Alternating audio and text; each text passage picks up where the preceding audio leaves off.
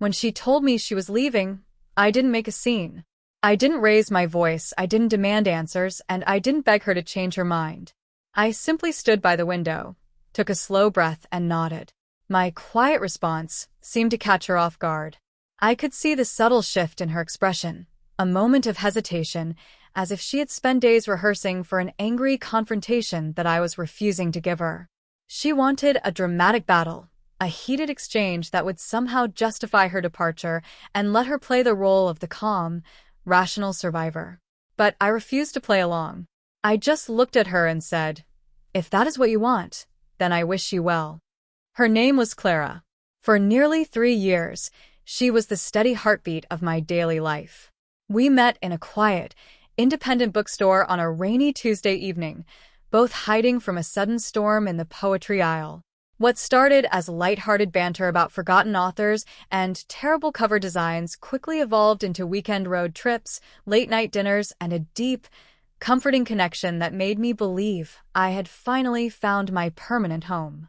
For a very long time, she was my entire world, until suddenly she wasn't. It didn't happen overnight. It was a slow, agonizingly quiet drift. The change began with little things.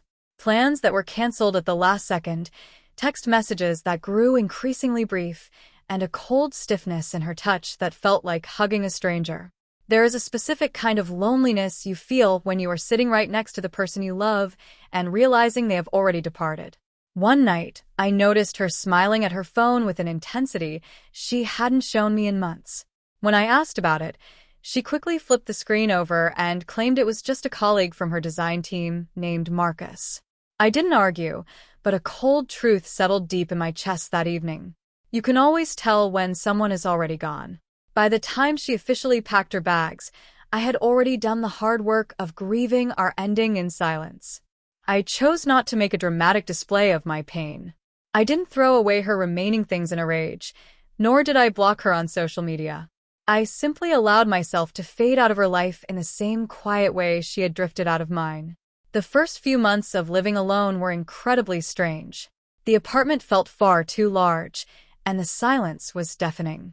I would wake up at 2 in the morning, momentarily disoriented, reaching out to her side of the bed only to find cold, empty sheets. But as the weeks turned into months, the silence stopped feeling heavy and began to feel like a sanctuary.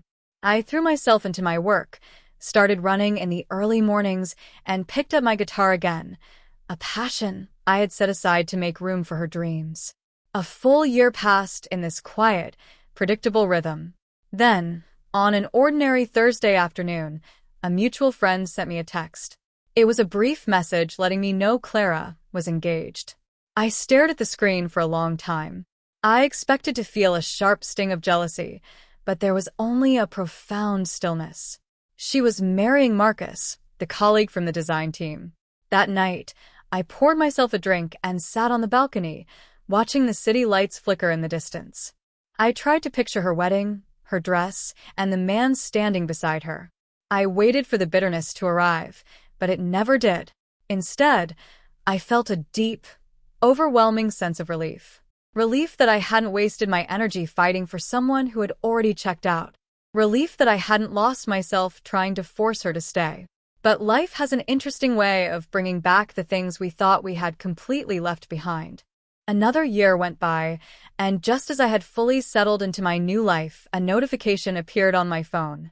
It was a message from Clara. It read, "Can we talk? I'd really love to see you." I didn't reply immediately. It had been nearly 2 years since we last spoke, and seeing her name on my screen brought back a flood of old memories. I visited her social media profile for the first time in ages. The photos of her and Marcus were entirely gone, and her hand in her latest pictures was noticeably bare. 2 days later, I finally sent a brief reply, suggesting we meet for a quick cup of coffee. Part of me knew it was a risk to reopen a chapter that had been so painful to close, but a larger part of me was simply curious to see who we had both become. We met at the very same coffee shop where we had spent so many weekend mornings. When I walked through the door, she was already sitting in our old corner booth. She looked remarkably similar, though there was a noticeable exhaustion in her eyes that hadn't been there before. She looked up and gave me that familiar, soft smile, the one that used to make me forget every single worry in my world. "Hey," she said softly. "You look different." "I guess time does that to a person," I replied. We started with the usual awkward small talk, asking about work, family, and mutual friends, carefully dancing around the massive elephant in the room. Finally, she took a deep breath, looked down at her coffee cup, and spoke. "I wanted to say I'm sorry," she whispered. "I shouldn't have walked away the way I did." I remained quiet, letting her words hang in the air. She continued, explaining that her relationship with Marcus had been a disaster from the start, ending in betrayal when she discovered he was seeing someone else. "I guess I got exactly what I deserved," she said, her voice cracking.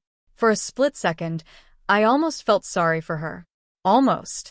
I took a slow sip of my coffee, giving myself time to process. The confession felt heavy, filled with regret and pain, but it didn't spark any emotion in me. It was like listening to a story about a stranger. "I know I hurt you deeply," she said, looking up at me with tears in her eyes. "I just hope you can forgive me." That was the moment I realized I had truly healed. I looked at the woman sitting across from me and realized she no longer held any power over my heart. The illusion had completely shattered. "I was hurt," I told her honestly, "but I'm not anymore." She blinked, clearly hoping for a different response, perhaps an opening to slide back into my life. I didn't give her one. We talked for a few more minutes about the past, but the connection was gone. As I stood up to leave, she reached across the table, her fingers gently brushing mine. "Maybe we could start over," she pleaded. "Maybe we could try again." I looked down at her hand, remembering a time when I would have given anything to hold it. Now it felt entirely empty. "I think we ended exactly where we were supposed to," I said quietly. Her tears began to fall. "You won't even try?" she asked. "I did try," I replied gently. "I tried with everything I had, back when it actually mattered." I walked out of the coffee shop and into the cool autumn evening, feeling an incredible weight lift from my shoulders. True closure doesn't come from a dramatic argument or a perfect apology. It comes quietly, on an ordinary day, when you realize you no longer need the past to be different. I didn't hate Clara. I simply recognized that she was a chapter of my life that had naturally come to its end. And that is the real beauty of moving on, not finding revenge, but finding yourself again.